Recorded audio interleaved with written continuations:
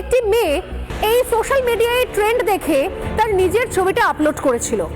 মেয়েটি তার full sleeve জামা, কালো রঙের একটা সালোয়ার পরে তার নিজের ছবি এই গুগল জেমিনিকে দিয়েছিল, কারণ সে ট্রেন্ডে গা বসাতে চেয়েছিল। সেও চেয়েছিল তার একটা দারুণ লাল শাড়ি পরা ছবি যেন তাকে এই এআই উপহার দেয়, যেটা সে সোশ্যাল মিডিয়া আপলোড করবে।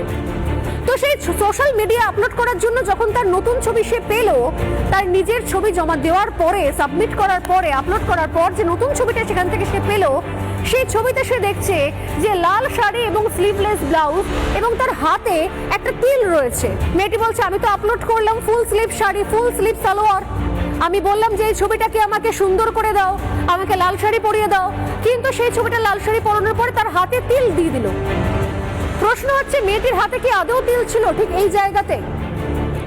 উত্তর হচ্ছে তিল ছিল। তাহলে এআই কি করে জানলো যে মেয়েটির হাতে তিল আছে?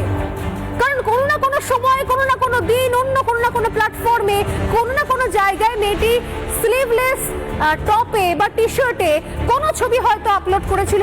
সেই ছবি এত বছর ধরে সে স্টোর করে রেখেছে এবং তারপর যখন এই গুগল জেমিনিতে গিয়ে সে এটাকে আপলোড করছে, তখন সে ওই রেফারেন্স নিয়ে তার হাতে তিল বসিয়ে তাকে শাড়ি পরিয়ে ছবি উপহার দিয়েছে।